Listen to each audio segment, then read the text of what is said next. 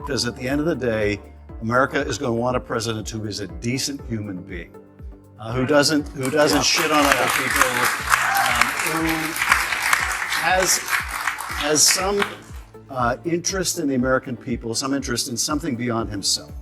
I think at the end of the day, people are going to reject this bigoted, divisive figure. So I'm just giving you the answer to the question you're asking all night long. Why do they vote for Donald Trump? It's not always because they like him. It's because stuff like that is kookier to them. Bill Maher recently directed his sharp criticism at Adam Schiff, delivering a scathing rebuke to the California senator over his relentless campaign against Donald Trump. Maher's takedown was so intense that it's conceivable Schiff might avoid appearing on Maher's show in the future. If you appreciate such fiery content, don't forget to like and subscribe to stay updated. Schiff began the evening with his customary barrage of attacks on Trump, labeling him as self-centered and solely motivated by personal gain. He asserted that targeting Trump's finances could lead to genuine justice. Schiff doubled down on his claims, insisting that Trump was unequivocally guilty of the charges against him and unfit to lead the nation. With dramatic flair, he portrayed Trump as a dire threat to democracy, warning that his return to power would be catastrophic. It was classic Schiff, heavy on accusations, light on evidence, and rich in political theatrics. However, the most damaging moment was yet to come, as Schiff made a statement that could haunt him. Pessimism about the general election. The reason why Joe Biden is going to beat Donald Trump is because at the end of the day, America is going to want a president who is a decent human being, who doesn't shit on other people, who has some interest in the American people, some interest in something beyond himself. I think at the end of the day, people are going to reject this bigoted device. Continuing his tirade against Trump, Schiff unleashed a torrent of insults in a desperate bid to discredit him. Yet, the remark likely causing Schiff the most discomfort now is his bold prediction that Joe Biden would easily win the election. Fast forward to today, and that assertion has dramatically backfired, with Donald Trump now serving as president. Schiff's confident proclamation has aged poorly, leaving him appearing foolish and scrambling for explanations. It's a textbook example of political karma unfolding in real time, and witnessing it has been nothing short of satisfying. Meanwhile, Schiff's relentless rant seemed to test the patience of both Bill Maher and Stephen A. Smith. Maher maintained his composure, albeit barely, but Stephen couldn't resist expressing his frustration. And I'm just getting tired of seeing so much stuff targeted in his direction, but somehow, some way he still survives. I mean, we're talking about a situation where he's still going to be the GOP nominee. He's still going to be running for president. You're President Biden. That's the individual that you're going to have to beat. 4 indictments, 91 counts. They ain't even bringing up the bankruptcies, ain't even bringing up this particular issue with this civil case. And somehow, some way, he puts cats to shame because he clearly has more than 9 lives. Even before Bill Maher could weigh in, Stephen A. Smith took the initiative, openly criticizing Adam Schiff and his political allies for their prolonged efforts to undermine Donald Trump. They've employed every tactic imaginable: media smears, endless investigations, resurrecting decades-old scandals, and drawing extreme comparisons to historical villains. They've labeled him as Hitler, deemed him a threat to democracy, and hurled countless accusations. Yet, Trump has not only survived but thrived, emerging stronger and more defiant than ever. Trump remains an enigma that Democrats and their media supporters can't decipher. Each time they believe they've defeated him, he resurfaces with greater momentum. Love him or loathe him, Trump has become a political phenomenon that eludes their understanding, and this reality clearly unsettles them. Tired of the incessant anti-Trump rhetoric, Maher stepped in, initiating a verbal demolition. Yaku. Last year, it was called Separating Sports by Sex Doesn't Make Sense. Right. And talked about how we separate sports like the WNBA and the just because it's just socialization. This is insane. I agree. Okay. That's why people vote for Trump. Mm-hmm. Because there's stuff like that on the left that people just go, I know Trump's horrible, but separating by sports by sex makes perfect sense. Mm-hmm. And if you think it doesn't, you can't leave the country. Maher wasted no time addressing the core issue, candidly explaining to Adam Schiff why people continue to support Donald Trump. He didn't mince words, criticizing the Democrats for their hollow policies, disconnected ideologies, and increasing detachment from everyday Americans, factors that inadvertently bolster Trump's appeal. A glaring example is the Democrats' push to eliminate the recognition of biological differences between men and women in sports, advocating for their competition in the same categories. To many Americans, this stance is not only absurd but also an affront to basic common sense. Instead of heeding widespread public backlash, Democrats doubled down, dismissing concerns as bigotry and further entrenching themselves. Maher argued that such ideological extremism alienates people rather than winning their support. It drives voters, even hesitant ones, straight into Trump's camp. When faced with a choice between chaos and someone who at least acknowledges reality, voters are inclined to choose the latter every time. Well, Senator Schiff, given the ongoing political tensions and Trump's actions toward his critics, do you think President Biden's preemptive pardons turned out to be more important than initially expected? Let's first tell people what that means, preemptive pardons. That was pretty unprecedented, right? Before he left office, Joe Biden pardoned you and a number of people who he thought Trump would go after. No, I take the opposite view. I don't think he should have given the pardons at all. Really? No, I don't think he should have, and I was vocal about that at the time. Can you refuse a pardon? That's less clear because in the case of the January 6th committee, he pardoned essentially the whole committee.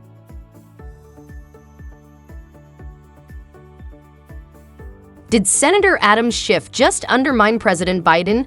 It certainly seemed that way. Schiff, deeply involved in the controversial January 6th committee, conveniently received a pardon for his participation, along with several others implicated in the Capitol unrest.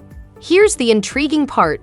If the committee's actions were entirely above board and their conclusions solid, why did Biden feel compelled to issue preemptive pardons? Now, Schiff suggests the pardon was unnecessary, subtly implying that Biden erred without stating it directly. The underlying message is unmistakable.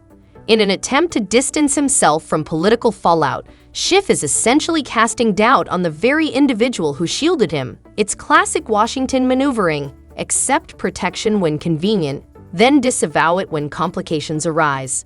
Schiff may believe he's being shrewd, but the inconsistencies are becoming evident and Biden's team likely isn't pleased with the implications. Maher didn't hesitate to call him out, also criticizing mainstream media for their biased reporting. FBI came in and arrested the judge. Now, I haven't heard that. Maybe I'm wrong, but I don't think I've ever read arrested a judge. So is this significant? Well, I think I'm not going to comment on something I don't know more about than what you've just told me. You read about it too. Yeah, I mean, I read about it, but I don't know. So you don't trust anything either, and you work for the New York Times. Well, Even Brett Stephens, a columnist for the New York Times, expresses skepticism about his own publication's reporting. When insiders question the credibility of their own headlines, it's a clear sign of deeper issues. This skepticism is why Trump and millions of Americans have turned to independent and alternative media sources in search of the truth. The unfortunate reality is that many major news outlets appear compromised, particularly by left-leaning influences. Institutions once revered for holding power accountable have transformed into partisan platforms more focused on promoting narratives than reporting facts. It's a disheartening shift. Journalism, once a noble endeavor, has devolved into political theater.